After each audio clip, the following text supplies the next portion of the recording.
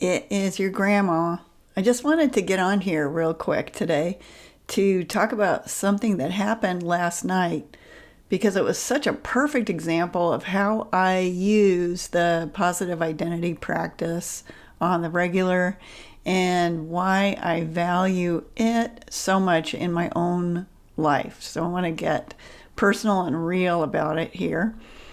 Last night I woke up in the wee hours, and I noticed that it was a peaceful time, and I noticed how my mind was functioning because I'm me and I kind of do that, and I noticed, okay, so my mind is looking ahead to tomorrow, kind of thinking of what's next, and a little worried about money, and a little vexed about that, and where's my money? A little bit like that, you know, uh, and a little bit in a competitive, maybe a little bit greedy kind of space. So I would describe that as having sort of the socially accepted frame of mind where we're keeping up with others, competing with others. We are maybe judging others. Maybe there was a bit of judging going on. These are sort of biological, societally sanctioned modes of being. And I wanted to be productive and good enough. And I wanted tomorrow to be a good day. Okay. So I gave myself a high five and just thought, what a productive, awesome grandma she is. She's probably going to do some great stuff. And maybe she'll charge people money for it. I don't know. I'm being funny. But I do believe that there are socially sanctioned kind of subtle negativities that are like a little bit anxiety arousing, that we accept and we even celebrate all the time. And they're probably helpful and good in some way, like so many of the things that make us actually uncomfortable when we look at them closely. So I took a close look last night in the wee hours when it was quiet and peaceful. And I wondered, how would I feel if I did my positive identity practice? Let me, in these quiet times, look closely at what happens. Okay, so I set myself the task of thinking of a positive moment from the day before, and as is normal, I couldn't think of one easily.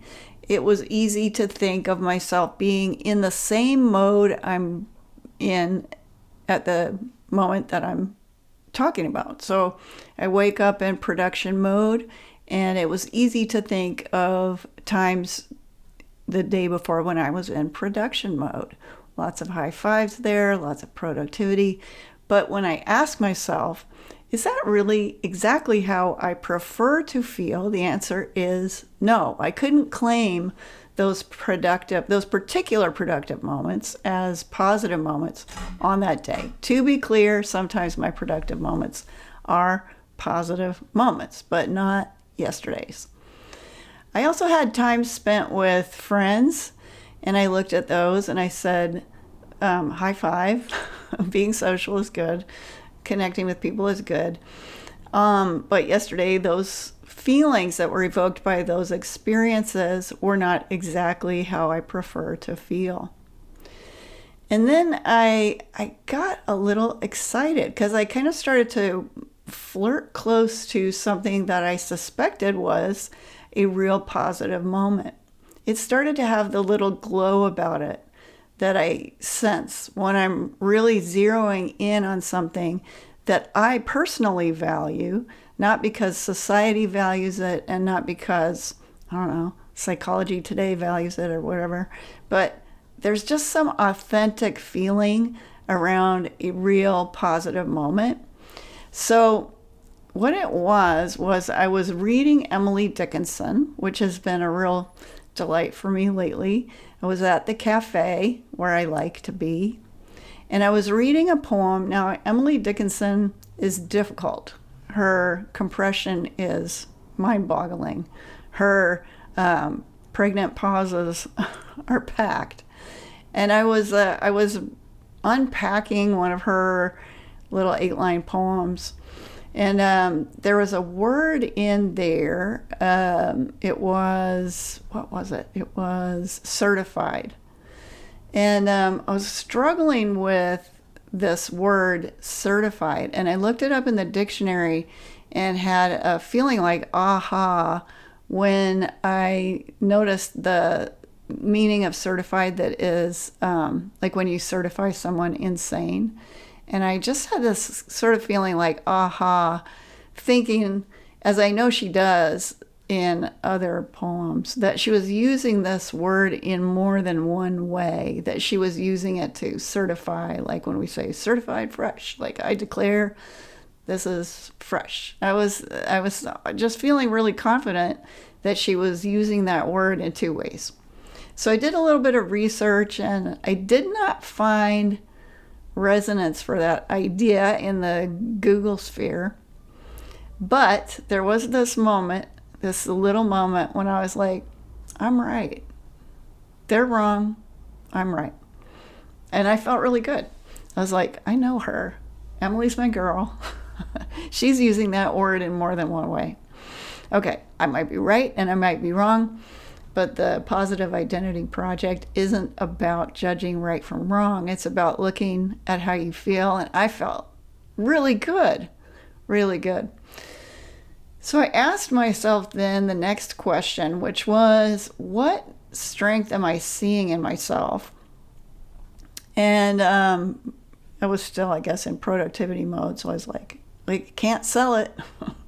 But then I calmed myself down and said, but what are we learning here?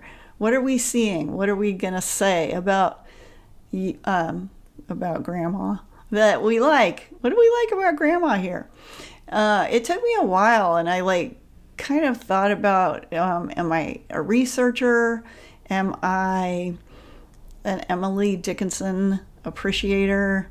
And other things that I can't actually honestly remember. But what I settled on for the moment, and I'm saying for the moment because these things evolve, they become more clear, and I just think this is a great example for a new person to this, because you don't have to be right, you don't have to be clear, it doesn't have to be at the tip of your fingers or at the tip of your tongue.